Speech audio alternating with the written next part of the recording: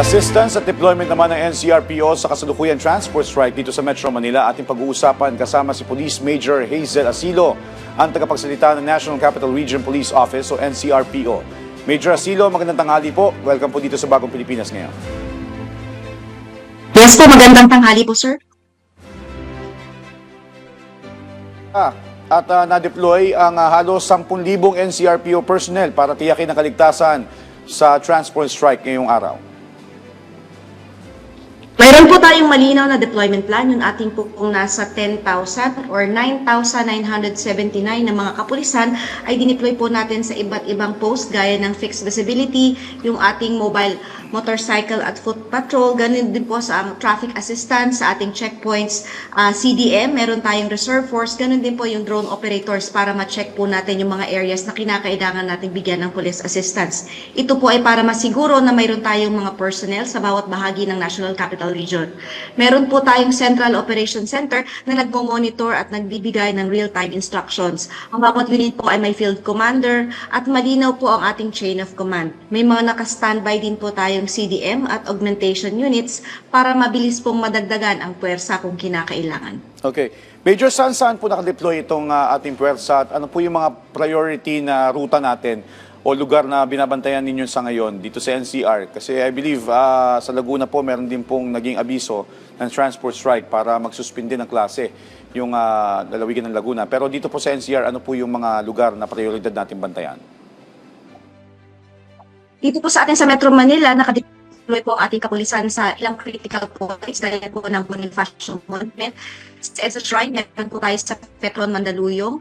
Sa DOTR San Juan, meron tayo sa Menjola, sa US Embassy. Ganun din sa Pandacan Oil Depot, sa JP Laurel Nagtahan, sa Liwasang Bonifacio, itong ating Paco Rotonda Terminal, Cartilla ng Katipunan at Natividad Lopez dito sa may bandang Ermita. So may mga areas po tayong priority gaya ng EDSA, C5, Rojas Boulevard, Taft Avenue, Espanya, Commonwealth, at Quezon Avenue, pati na rin po yung ating mga MRT at LRT stations at mga major terminals kung saan doon po tayo nakatuon ang pinakamalaking bilang po ng ating foot patrols para mapanitili po natin ang daloy ng tao, ganun din po ng mga sasakyan. Okay.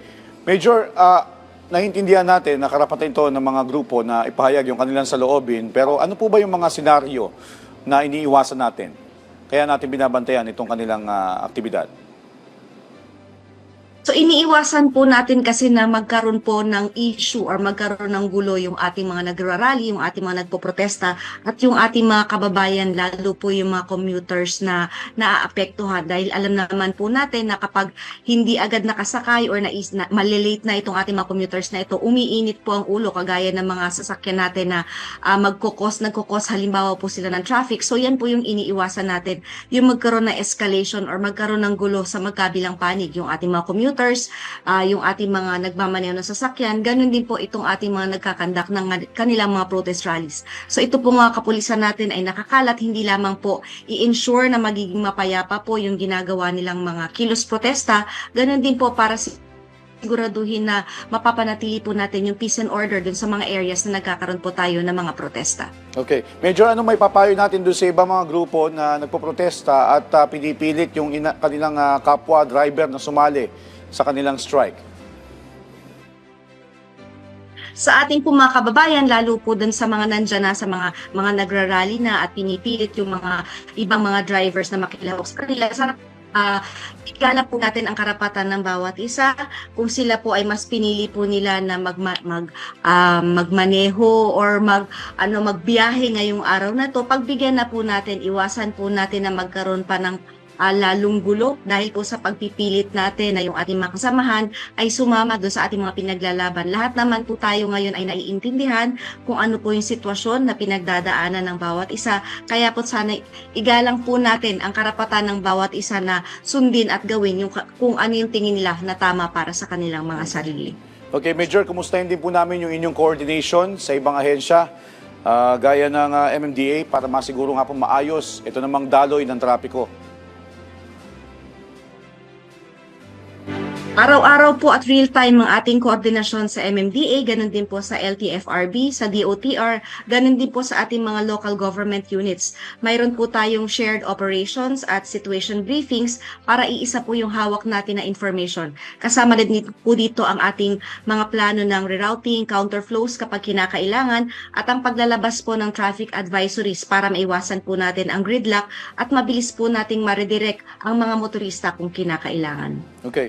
Major, sakasakali pong tumagal itong transport strike o mas lumala pa yung sitwasyon, wag naman sana.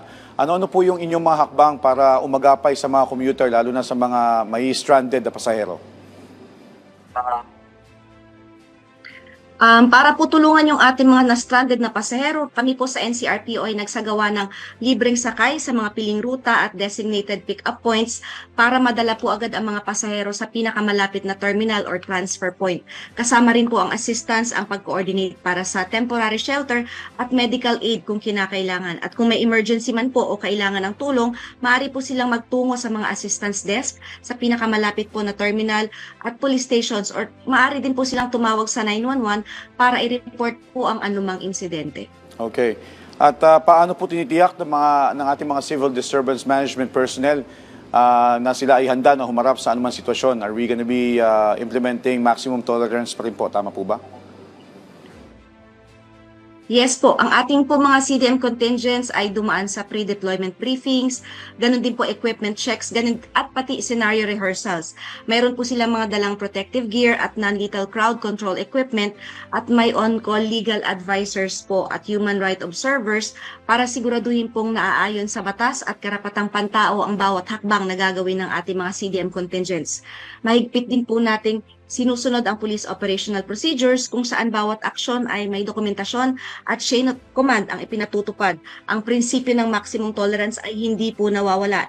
Ibig sabihin po nito, inuuna po natin ang de-escalation at paggamit ng pinakamababang puwersang kinakailangan bago po tayo magpatupad ng mas matinding hakbang.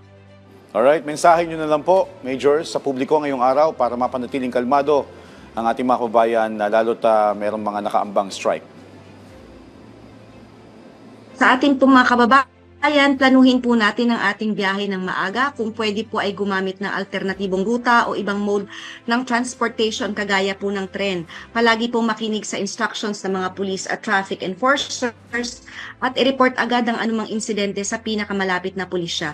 Huwag po kayong mag-alangan na lumapit sa ating mga kapulisan kung kailangan po ninyo ng impormasyon o ng tulong. Kami po ay nandito upang masiguro ang inyong kaligtasan. On that note, maraming salamat po sa inyong oras at sa impormasyon. Police Major Hazel Asilo, ang tagapagsalita ng NCRPO.